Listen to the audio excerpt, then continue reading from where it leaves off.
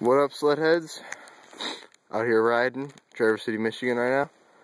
I don't even know what day it is, but we got some good ass snow. You can see my footprints in there. Nice powder, trails are great. So happy. Love my sled right now. About to bust this huge ass drift right there. It's gonna be sick as fuck. Can't wait to get major air.